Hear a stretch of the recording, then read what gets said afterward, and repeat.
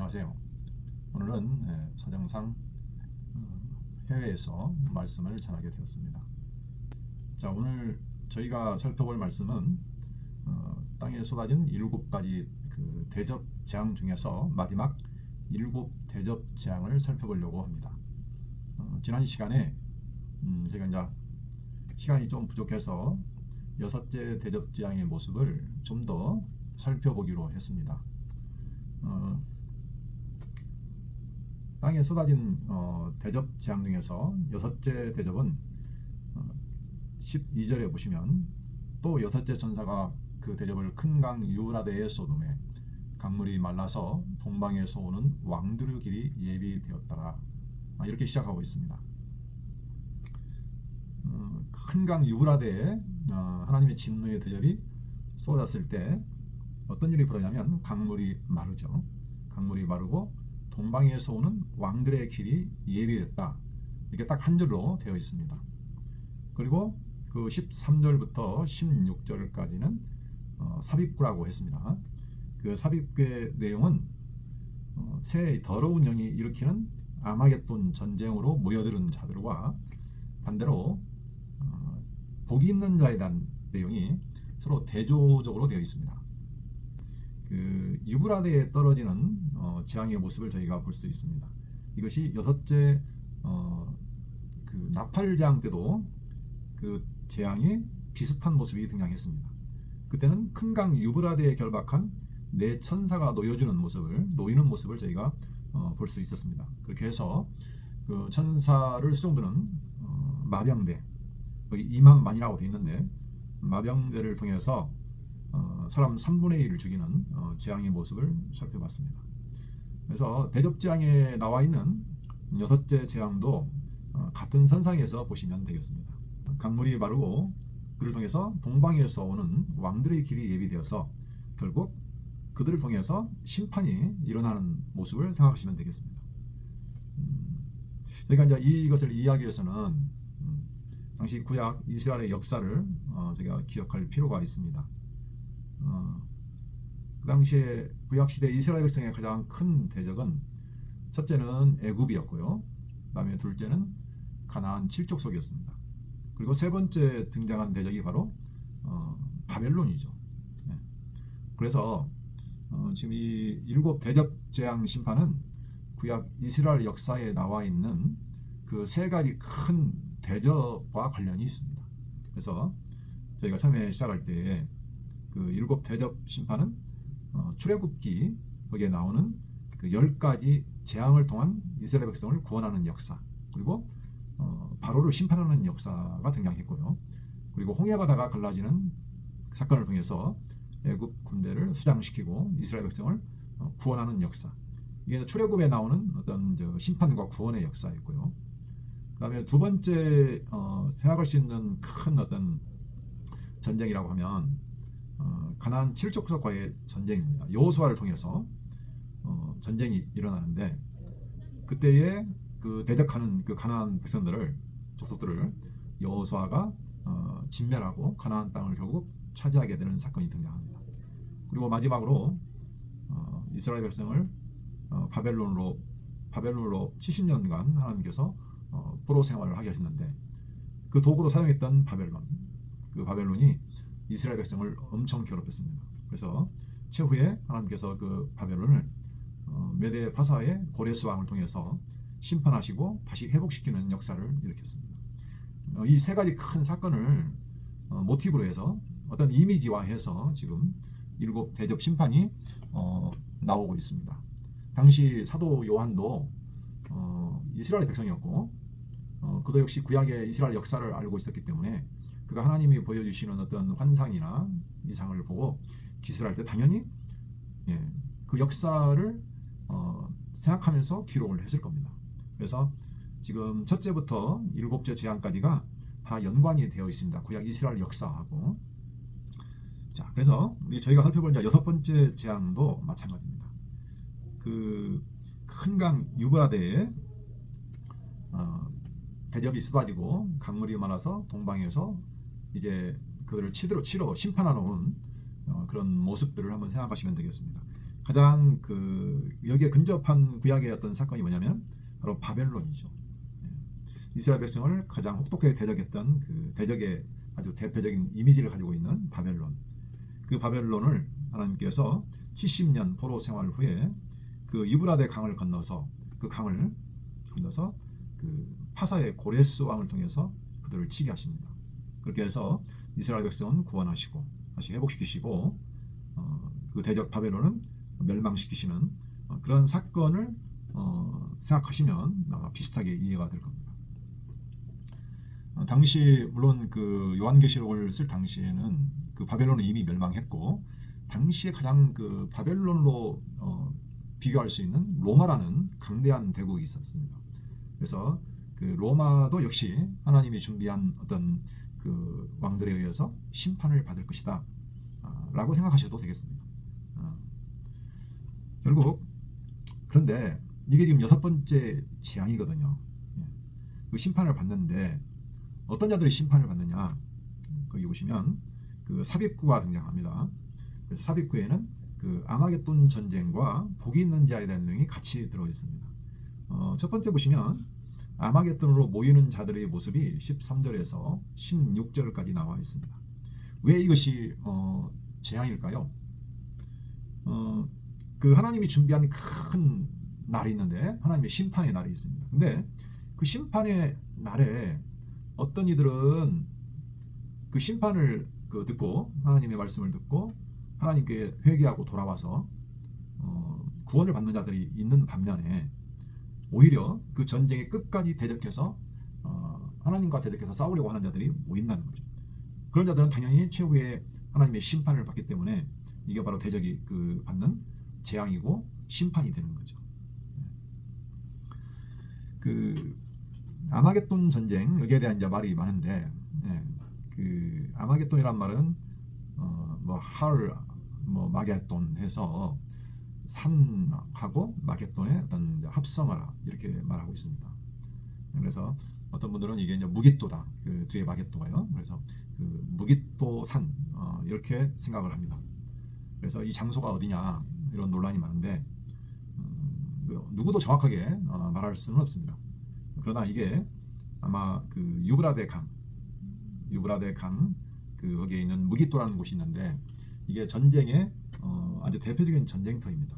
그래서 대적들을 심판하려고 어떤 군대가 올 때 반드시 지나게 되는 어떤 곳이죠. 그래서 유브라데 강가에 있는 어떤 대적들이 와서 전쟁을 일으키는 곳, 최후의 큰 그 전쟁이 일어나는 곳 이렇게 보시면 되겠습니다.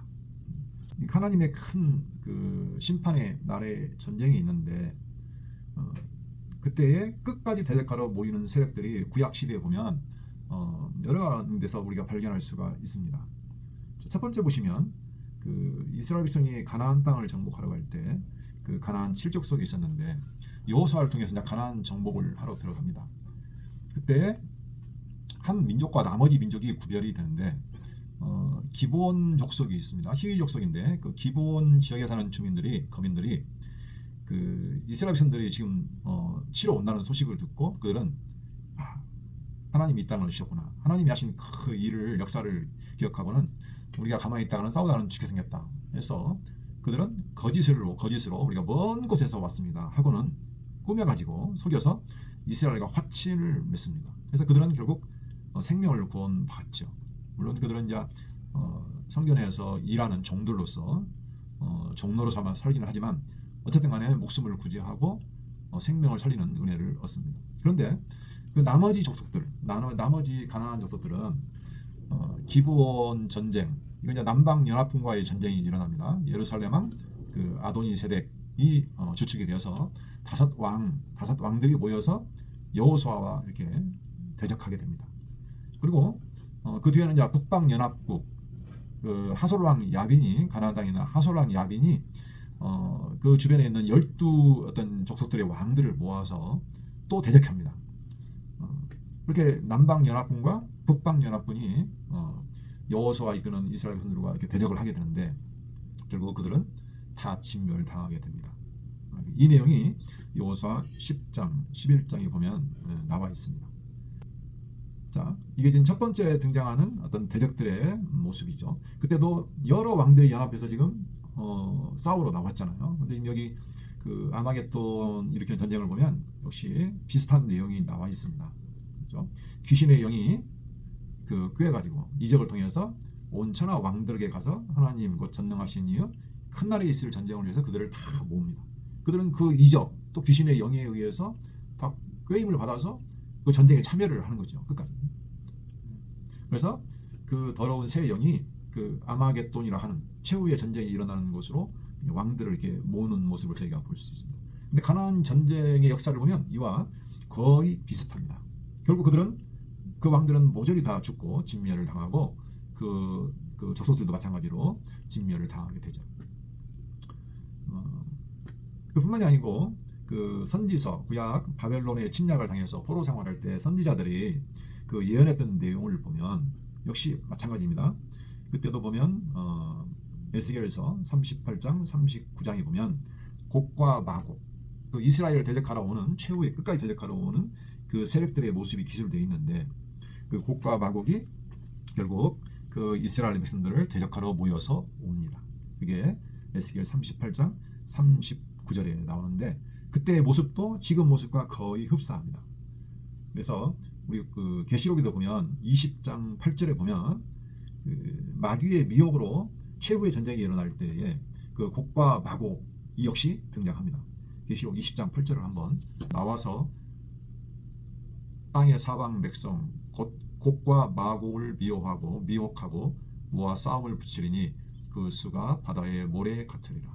그들의 지면에 널리 퍼져 성도들의 진과 사랑하시는 성을 두루매 하늘에서 불이 내려와 그들을 태워버리고 또 그들을 미혹하는 마귀와 불과 유황못에 던져지니 거기는 그 짐승과 거짓 선지자도 있어 세세토록 밤낮 괴로움을 받으리라 그랬습니다.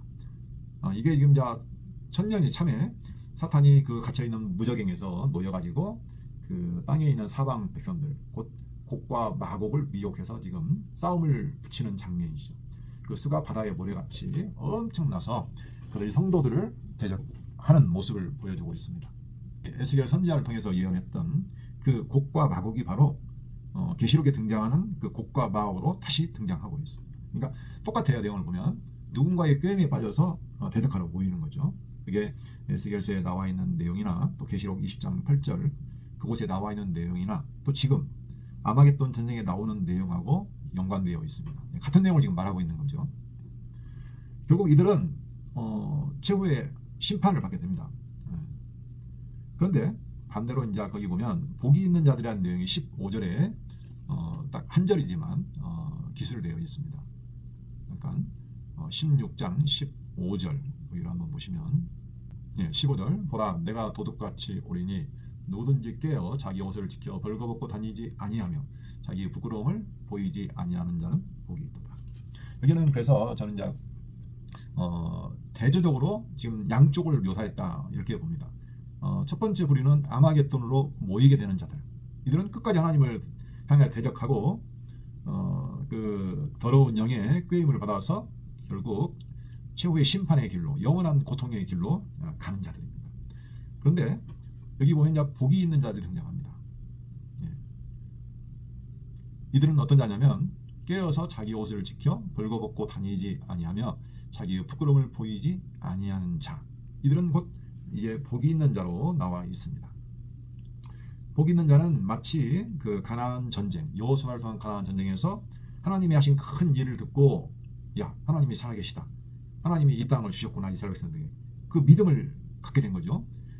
그 기본 거민이 작은 민족이 아닙니다. 가장 큰 그 왕도와 같은 그런 거민들이라고 기술되어 있거든요. 힘이 없는 것이 아니라는 거예요. 근데 그들은 하나님 하신 큰 역사를 듣고 믿음을 가졌어요. 그리고 그 앞에 자기를 낮춥니다. 종으로서. 그리고 항복을 해요. 그렇죠? 이게 쉬운 일은 아니죠. 그 부분을 잠깐 한번 보겠습니다. 여호수아 9장 24절로 26절 말씀을 한번 보겠습니다. 그들이 여호수아에게 대답하여 이르되 당신의 하나님 여호와께서 그의 종 모세에게 명령하사 이 땅을 다 당신들에게 주고 이 땅의 모든 주민을 당신들 앞에서 멸하라 하신 것이 당신의 종들에게 분명히 들리므로 당신들로 말미암아 우리의 목숨을 잃을까 심히 두려워하여 이같이 하였나이다. 왜 너희들이 거짓 항복했느냐 이렇게 물었을 때 지금 그들이 대답을 하는 겁니다. 보소서 이제 우리가 당신의 손에 있으니 당신의 의향에 좋고 옳은 대로 우리에게 행하소서 하니라. 여호수아가 곧 그대로 그들에게 행하여 그들을 이스라엘 자손의 손에서 건져서 죽이지 못하게 하니라. 예. 그들은 하나님이 하신 그 일, 모세를 통해서 명령한 일들이 다 시행되는 것을 보고 듣고 나서 하나님 앞에 항복을 하죠. 그리고 종으로서 자기의 목숨을 모세의 손에, 여호수아의 손에 맡기죠. 그래서 하나님께서 그들을 결국 살리십니다. 그래서 나중에 보면 그 11장 19절로 20절 보면 이런 표현이 나와 있습니다. 기브온 주민 희위 족속 외에는 이스라엘 자손과 화친한 성읍이 하나도 없고 이스라엘 자손이 싸워서 다 점령하였으니 그들의 마음이 완악하여 이스라엘을 대적하여 싸우러 온 것은 여호와께서 그리하게 하신 것이라. 그들을 진멸하여 바치게 하여 은혜를 입지 못하게 하시고 여호와께서 모세에게 명령하신 대로 그들을 멸하려 하심이었더라. 그렇습니다. 그들은 완악한 마음이 들어가지고 이스라엘을 대적하러 싸우러 왔습니다. 근데 이것이 여호와께서 그리하게 하신 것이라고. 그들은 왜? 진멸할 자니까. 하나님께서 진멸할 뜻을 두고 계신 자이기 때문에 하나님의 은혜를 입지 못하게 하셨습니다. 그런데 같은 가나안 족속인데 기브온 주민만 그 소식을 듣고 믿음을 간직하고 자기를 낮추고 겸비해서 하나님의 은혜 안에 들어오려고 했죠. 하나님께서 그들은 구원하셨습니다. 바로 복 있는 자들은 그래서 우리가 기브온 주민과 같은 자입니다. 우리도 하나님의 심판을 받아 마땅한 죄인들인데 하나님의 말씀을 듣고 우리의 마음이 완악해지지 않고 우리의 마음이 겸손해지고 겸비해져서 하나님의 은혜를 구했죠. 바로 예수 그리스도 안으로 들어온 자들, 그게 진정한 복 있는 자라는 것을 우리가 이 사건을 통해서 알 수가 있습니다. 그래서 이 복 있는 자들을 어떻게 묘사했는가 보면, 자 15절을 보시면 보라 내가 도둑같이 오리니 누구든지 깨어 자기 옷을 지켜 벌거벗고 다니지 아니하며 자기 부끄러움을 보이지 아니하는 자는 복이 있다 그랬습니다. 여기서 보면 복이 있는 자들은 깨어서 자기의 부끄러움을 보이지 아니하는 자, 자기 옷을 잘 지켜서 자기 부끄러움을 보이지 아니하는 자가 복이 있다고 했습니다. 주의 날은 도적같이 온다고 했습니다. 그 날은 누구도 알 수가 없습니다. 근데 깨어있는 자는 그 날을 준비를 하는데 깨어있지 않는 자들은 그 날을 알지 못하고 결국 심판을 받는다는 거죠. 가나안 족속들이 똑같이 그 소식을 들었을 겁니다. 그러나 기브온 주민만 깨어 있었던 거죠, 결과적으로. 마태복음 24장 42절로 44절, 또 베드로후서 3장 8절로 14절에 보면 주의 날에 대한 내용이 나옵니다. 거기에 공통적으로 등장하는 사건이 뭐냐면 노아의 홍수 사건입니다. 그 당시에 백성들은 다 하나님을 잊어버리고 아주 심판받을 그런 백성들이었는데 노아만이 하나님의 음성을 듣고 방주를 예비했습니다. 다른 사람들은 다 뭐 신경 안 썼죠. 다 시집가고 장가가고 뭐 장사하고 논을 갈고 밭을 갈고 다 자기 일을 했습니다. 근데 아무도 그 날이 임한다는 것을 믿지도 않았고 듣지도 못했습니다. 물론 노아를 통해서 봤습니다. 그러나 아무도 믿지 않았어요. 망하지 않을 줄 알았어요. 결과적으로 그들은 다 같이 망하게 되었습니다.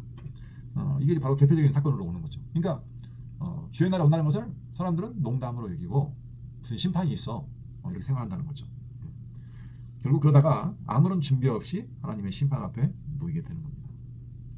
그래서 아시아 7교회 2장 계시록 2장 3장에 보면 7교회에 보내는 편지의 내용이 나와 있는데 거기도 공통적으로 나와 있는 내용이 그 7교회에게 교훈하는 내용이 같은 내용으로 보시면 됩니다. 너희들 깨어 있어라. 자기 옷을 지켜라. 그래서 싸움에서 이겨라. 싸움에서 지게 되면 잠자게 된다는 거죠.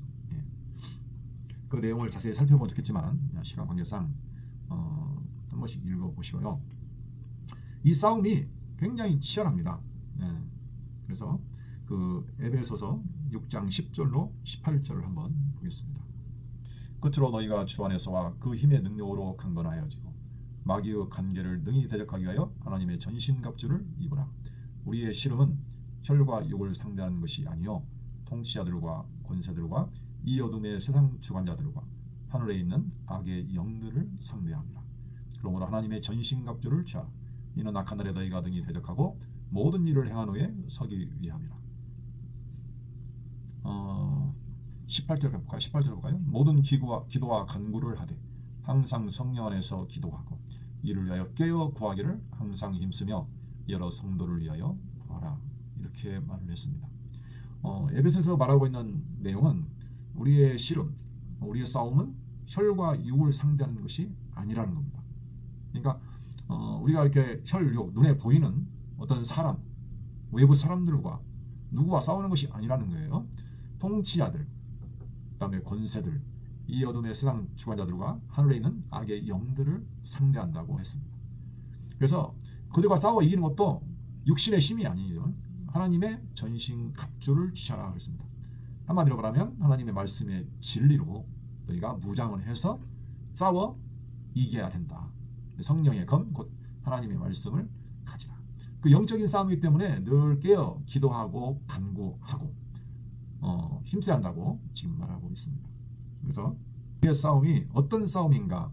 영적인 전쟁이라는 사실을 잊어서는 안 됩니다. 외부에 있는 믿지 않는 사람들과 싸우는 것이 본질이 아니라는 거죠. 물론 당시에 요한계시록 그 수신자들은 눈에 보이는 외적인 그 로마의 어떤 세력들 또는 그들을 핍박하는 세력도 있어서 그들과의 싸움도 있습니다. 하지만 그게 본질은 아니라는 거죠. 진정한 싸움은 우리의 영적 내 안에 있는 싸움이라는 것을 꼭 잊어서는 안 됩니다. 진정한 싸움의 대상은 내 안에 있는 육체의 소욕이라는 거죠. 그 사단의 영향 아래서 우리가 살았기 때문에 내 안에 남아 있는 육체의 소욕, 그것과 싸우는 것이 진정한 싸움에서 승리하는 것이라는 거죠. 에베소서 2장 2절로 3절을 보겠습니다. 그때 너희는 그 가운데서 행하여 이 세상 풍조를 따르고 공중의 권세 잡은 자를 따랐으니 곧 지금 불순종의 아들들 가운데서 역사하는 영이라. 전에는 우리도 다 그 가운데서 우리 육체의 욕심을 따라 지내며 육체와 마음에 원하는 것을 하여 다른 이들과 같이 본질상 진노의 자녀이었더니 그 죽었던 죄와 허물로 죽었던 우리를 그리스도와 함께 은혜로 살려서 함께 일으켜서 그리스도 예수 안에서 함께 하늘에 앉힌 자들이라는 내용입니다. 자, 여기서 보면 무슨 싸움인가를 우리가 알 수가 있습니다. 영적인 싸움이라는 겁니다. 그래서 세상의 풍조, 이 세상에서 지금 어떤 사람들이 좋아하는 것, 따라가는 것, 가치롭게 여기는 것, 그런 세상 풍조를 따르며 살았다는 거죠. 그리고 우리가 다 우리 육체의 욕심 따라 내 마음이 원하는 것을 하면서 살아갔다는 거죠. 그래서 이게 다 본질상 진노의 자녀였다는 겁니다. 우리가 그런 자였는데 이제는 다시 살아났다는 거죠. 하나님의 아들로서 다시 살아난 자들이기 때문에 그 거룩한 영적인 싸움에서 우리가 승리하는 것이 우리의 싸움이라는 겁니다. 누구와 싸우는 것이 아니라는 거죠. 굉장히 중요한 내용입니다. 그래서 이 복 있는 자가 어떤 자인가 하는 것을 저희가 살펴봤습니다. 하나님의 말씀 안에서 깨어서 우리가 받은 은혜, 예수 그리스도 안에 있는 은혜를 간직하고 그 그리스도 안에서 살아가는 삶, 그리스도를 옷 입고 살아가는 삶, 그 치열한 그리스도를 의지하고 살아가는 삶, 그게 곧 깨어 있어서 자기 옷을 지키는 자라는 거죠. 그러나 세상에서 엄청난 유혹과 핍박이 우리에게 옵니다. 그래서 그 계시록에 나오는 7교회도 똑같습니다. 첫사랑을 네가 잊어버렸다. 그다음에 니골라당의 교훈을, 발람의 교훈을 네가 따른다. 이세벨의 그 음행을 따라간다. 전부 다 그런 겁니다. 우리 육체가 원하는 것, 하나님도 믿지만 다른 것도 같이 하는 것, 음행이죠. 그죠? 우상을 숭배하는 것, 세상의 가치를 추구하는 것, 하나님 약속하신 것 외에 다른 가치를 더 소중하게 여기는 것, 이게 전부 다 우상이고 음행입니다. 결국 그런 싸움이라는 거죠. 그 싸움에서 우리는 결국 말씀에 나와 있는 진리로 무장할 수밖에 없다는 거죠. 자, 이제 마지막 7째 대접 재앙의 모습을 잠깐 살펴보도록 하겠습니다. 자, 16장 17절 일곱째 천사가 그 대접을 공중에 쏟음에 큰 음성이 성전에서 보좌로부터 나서 이르되 되었다 하시니. 자, 일곱째 대접이 어디에 쏟아집니까? 대접이 공중에 쏟아집니다. 공중에. 공중은 눈에 보이는 공중은 역시 아닙니다. 공중이 상징하는 말은 아까 읽었던 에베소서 2장 2절로 4절에 보시면 바로 악한 영이 통치하고 있는, 악한 영의 통치를 받고 있는 그 영역입니다. 다시 말하면 세상 풍조를 따라가거나 자기 육체의 욕심, 마음에 원하는 것을 따라가는 자들, 하나님이 아닌 이것을 따라 사는 그 곳, 그러니까 악한 영, 이 세상의 어둠의 주관자들이 이끄는 대로 살아가는 그곳입니다. 그래서 여기서는 이 세상 사람들은 그 생명책에 기록된 자를 제외하고는 누구나 그 악한 영의 꾀임에 빠져서 그 가치를 따라 살아가게 되죠. 그러나 마지막 대접장이 쏟아질 때, 그곳에 쏟아질 때 결과적으로 하나님의 진노와 재앙과 심판이 일어난다는 겁니다. 자, 어떤 재앙이 쏟아지냐면 18절 번개와 음성들과 우레소리가 있고 또 큰 지진이 있어 얼마나 큰지 사람이 땅에 있어 온 이래로 이같이 큰 지진이 없었더라. 번개와 음성들과 우레소리 그리고 큰 지진. 여기서 큰 지진을 설명할 때 사람의 땅에 있어 온 이래로 이같이 큰 지진이 없었더라. 재앙의 지금 그 강도가 가장 세다는 것을 알 수가 있습니다. 번개, 음성, 우레소리는 하나님이 임재하셔서 심판하실 때 등장하는 그 표현들이죠. 그 다음에 19절 보시면 큰 성이 세 갈래로 갈라지고 만국의 성들도 무너지니 큰 성 바벨론이 하나님 앞에 기억하신 바 되어 그의 맹렬한 진노의 포도주 잔을 받음에 각 섬도 없어지고 산악도 간데 없더라 그랬습니다. 21절에 보면 또 무게가 한 달란트나 되는 큰 우박이 하늘로부터 사람들에게 내린다고 했습니다. 결과적으로 여기서 보면 큰 성이 갈라진다. 세 갈래로. 이것은 완벽한 멸망을 상징하는 표현으로 보시면 됩니다. 큰 성, 바로 바벨론이죠. 바벨론은 바로 여기서 말하는 하나님을 대적하는 그 악한 영의 꾀임을 받아서 하나님을 대적하는 모든 세상의 세력, 사람들, 이걸 총체를 큰 성 바벨론으로 묘사하고 있습니다.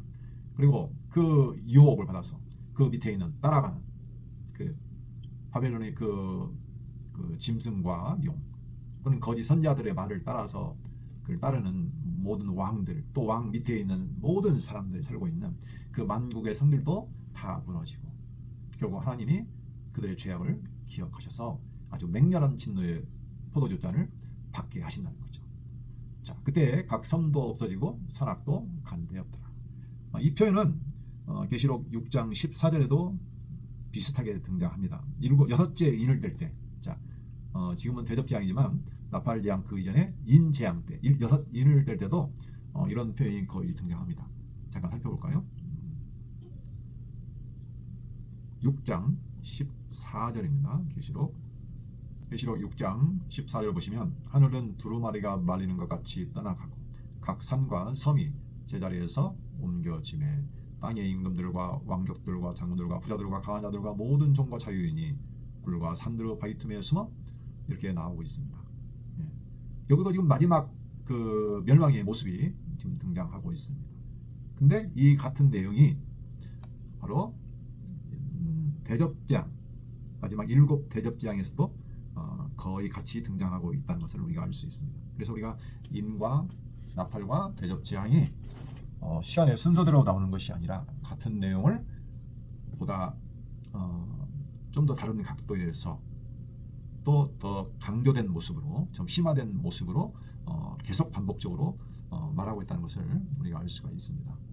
그 마지막 그 21절에 보면 그 무게가 한 달란트, 약 60kg나 되는 어른 몸무게가 같은 우박이 떨어지면 사람이 살아날 수가 없는 거죠.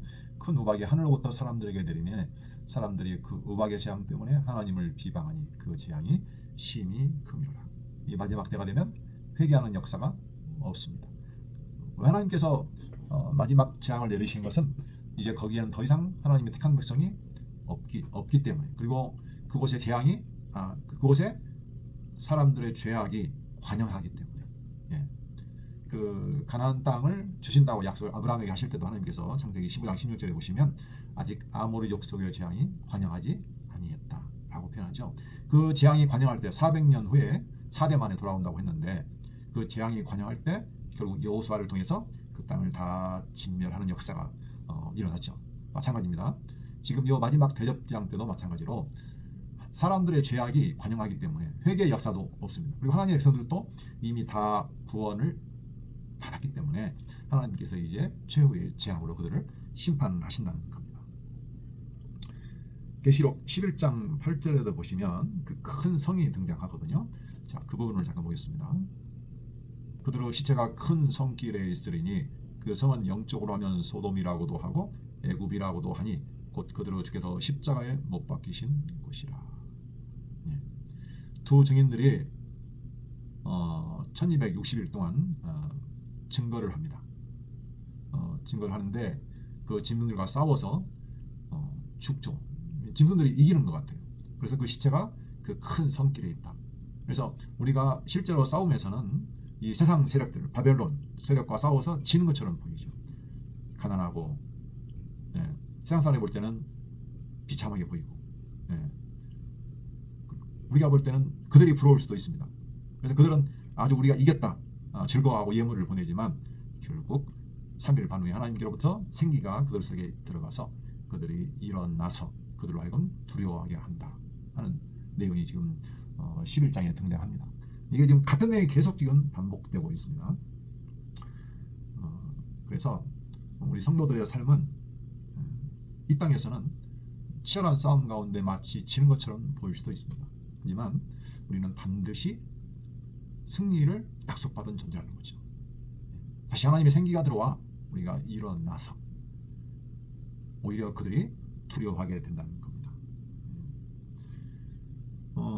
결론적으로 이 모든 심판의 역사 그리고 구원의 역사는 하나님께서 하십니다. 우리의 의나 우리의 열심이나 우리의 뜻으로 우리가 하나님의 구원을 받고 하나님의 생명책에 기록이 되고 싸움에서 이기는 것이 아닙니다. 오직 하나님께서 당신의 그 약속대로 당신의 영원한 뜻대로 당신의 이름의 영광을 위해서 그 일을 심판과 구원의 역사를 하신다는 거죠. 그리고 지금 예수님을 보내셔서 그 일을 이루셨고 지금 성령 하나님으로 오셔서 그 일을 지금 완성해 가고 계십니다. 그렇게 해서 모든 사람으로 하여금 어떤 이들은 두려움으로 또 하나님의 은혜를 받아서 택함을 받아서 영원한 구원을 얻은 이들은 찬송으로서 하나님께 영광을 돌리게 하시는 거죠. 자, 에스겔서 38장 23절 말씀을 끝으로 보고 마치도록 하겠습니다. 에스겔서 38장은 하나님의 백성을 대적해서 최후의 전쟁으로 모여드는 곡과 마곡을 하나님께서 심판하신다. 그 내용을 지금 말하고 있는 부분입니다. 자, 23절 이같이 내가 여러 나라의 눈에 내 위대함과 내 거룩함을 나타내어 나를 알게 하리니 내가 여호와인 줄 그들이 알리라. 이스라엘은 구원을 받고 그 모든 대적들 하나님의 백성들을 대적해서 싸우러 모이는 모든 왕들과 대적들은 하나님께서 영원히 멸망시킬 때에 바로 하나님의 거룩함, 하나님의 참되신 그 의로우심이 드러나고 모든 사람으로 하여금 여호와께서 하나님이신 줄, 그가 여호와인 줄을 알게 하신다는 거죠. 오늘 말씀을 이것으로 마치도록 하겠습니다. 기도하겠습니다. 살아계신 여호와 하나님 아버지 감사합니다. 우리 안에 치열한 싸움이 일어나고 있습니다. 보이는 외적인 육체의 싸움이 아니고 내 안에서 일어나는 치열한 영적인 싸움에서 저희들 날마다 지는 것 같고 쓰러지는 것 같지만 우리 안에 계신 성령 하나님께서 진리의 말씀으로 우리를 늘 보호하여 주시고 다시 살리시고 승리케 하여 주심을 믿고 감사와 찬양을 드립니다. 이 모든 역사를 영원한 하나님의 뜻 안에서 하나님께서 은혜 안에서 그 기쁘신 뜻대로 이루시고 그 이름의 영광을 선포하신다는 사실을 기억하게 하여 주시옵소서. 늘 말씀 안에서 승리하며 영원한 찬송을 하나님께 올려드리는 저희가 되게 인도하여 주시옵소서. 예수 그리스도 이름으로 기도합니다. 아멘.